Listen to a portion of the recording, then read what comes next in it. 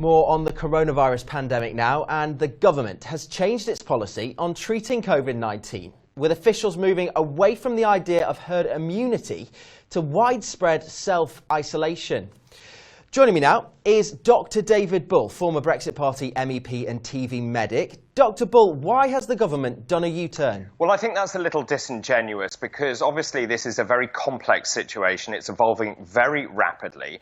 And essentially the Chief Medical Officer, the Chief Scientific Officer and the Prime Minister are updating their advice every single day. Now, we are a few weeks behind the rest of Europe, and you can see that in terms of the number of cases here. So we're about to hit this exponential rise in the number of cases.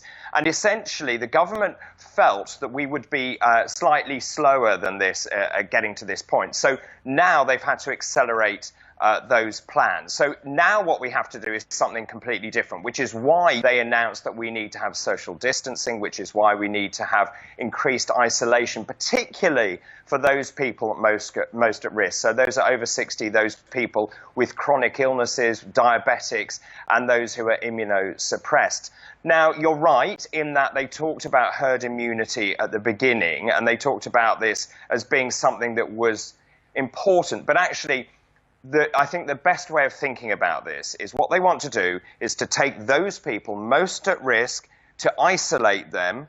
The majority of people who get this disease, 80%, will have mild symptoms and they will get some immunity. We don't know how long for, but what they're saying now is herd immunity is something that we will start to see, but it's really as a side effect of what we're doing rather than as a main aim. Well, speaking to other experts in the field, they seem to think that herd immunity was almost an experiment. It's not something that's really practiced in these sorts of pandemics, should I say. I think it's really easy to be critical of the government. You've got to remember we haven't seen this virus before. We know that you get immunity to this virus once you're in contact, but we don't know how long for. Do you get it for that season? Do you get it for a year? Or do you get it for your lifetime? We simply don't know. So you're right in a way in that it is experimental. But I think rather than finger pointing, we need to come together. This is no longer about Europe working together. This is about the world working together. We are facing the most serious public health crisis of anyone's lifetime. And in fact, you have to look back to 1918 to the seasonal flu epidemic, the H1N1 epidemic, which killed thousands of people. And if we're not careful, that will happen again. So now it's about mitigation. It's about making sure that we can actually stop these cases developing because we want to keep the death rate to an absolute minimum. So if everybody is learning as we're going, different countries are at different stages, why isn't there a consistency in the different states on the approach to containing the virus? It's a great question. I mean, you know, I was a former MEP, and of course the European Union is looking increasingly shaky. So the European Union likes to think of itself as this overarching umbrella organisation that dictates policy that all of those separate European countries abide by. But actually, what you're seeing is a breakdown of the EU in front of our very eyes. You've seen national governments resorting to protecting their own countries, putting up borders. You've seen that with Italy, with Spain. You've seen it with France. And actually, I think what it's shown more than anything with the suspension of Schengen is the European Union is changing and changing remarkably. I don't think we're going to go back to the same European Union. So you're right. Yes, of course, across Europe, it would be great to have a single policy, but one size doesn't fit all, and that's been the problem with the European Union all along.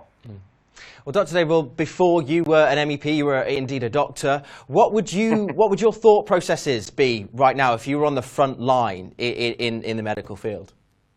I think there are a number of things to think about. Firstly, we have a duty to protect the most vulnerable, which is why I welcome the advice for those people to isolate and stay at home.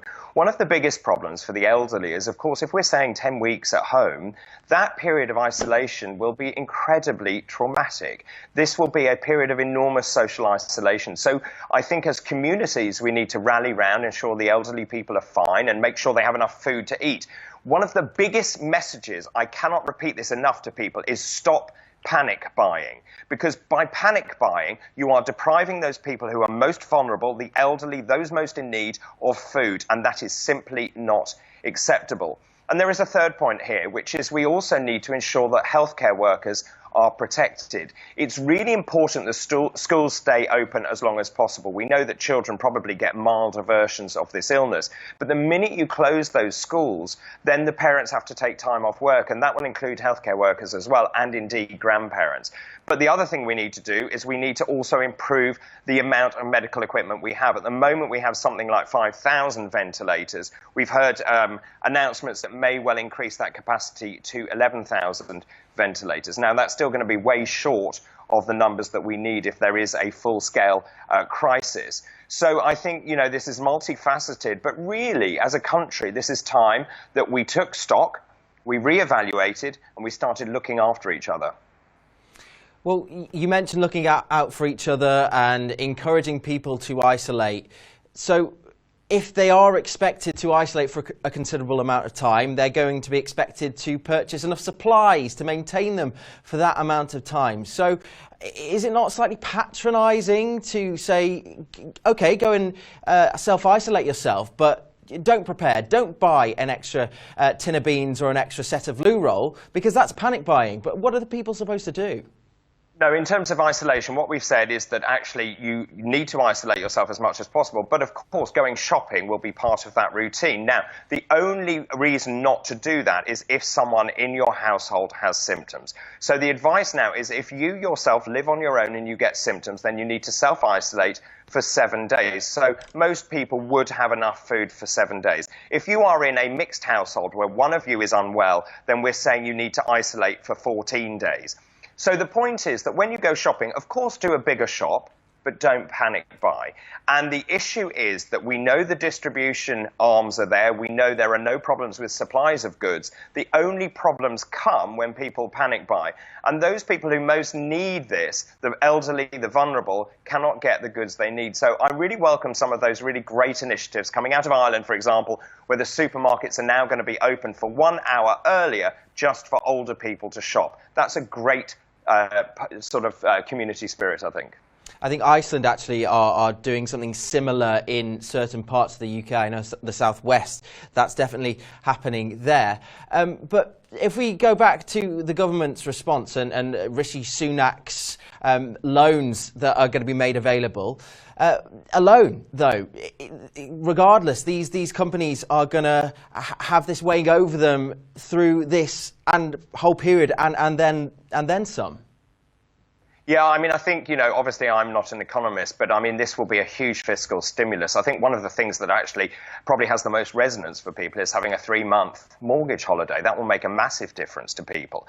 For the vast majority of people, most people are secure in their jobs at the moment. I think those people who are self-employed, those people who own their own companies, they obviously will be in a very worrying position at the moment. And of course, we are really right at the beginning of this outbreak.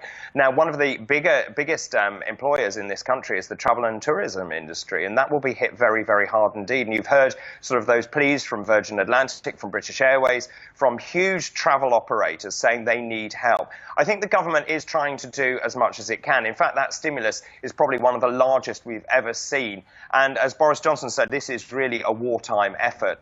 I think, there are going to be other fiscal measures put in place as we go forward, but, anything that is useful and helpful is to be welcomed.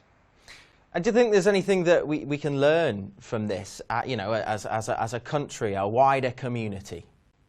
Actually, I think there's something we can learn globally. It is not a great idea to have wet markets. Whoever thought that it's okay to sell live bats next to chickens, next to produce that is used for human consumption really needs to be rethought. If you look at these viruses, whether it's SARS or MERS or indeed this coronavirus, they've all originated in animals. They've all made the leap into humans. And that is because of the close proximity of animals and humans. And so we need to ban wet markets immediately. China needs to take action and take action now.